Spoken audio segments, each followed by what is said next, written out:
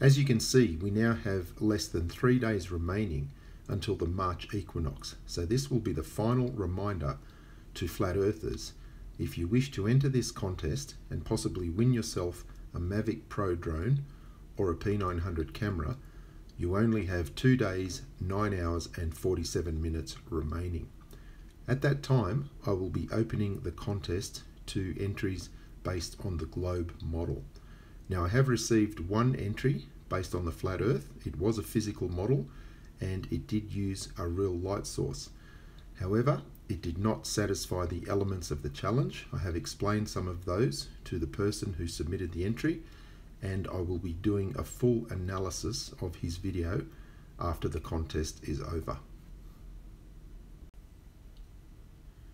In my original video, I stated that when the contest is opened to globe-based entries, the first valid entry would win the drone. I have had several questions about that, and also comments stating it was unfair, as due to the various time zones, certain people would have an advantage over others. Now, I take that on board, and I have reconsidered, and if there is no objection, I would like to change the way the winners of this contest are selected.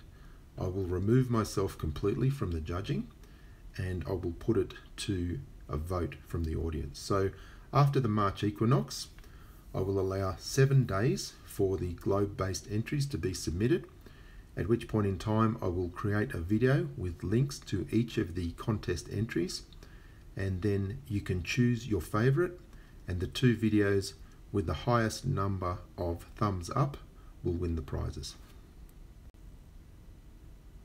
So going back to the countdown timer, that's not it. There's the countdown timer.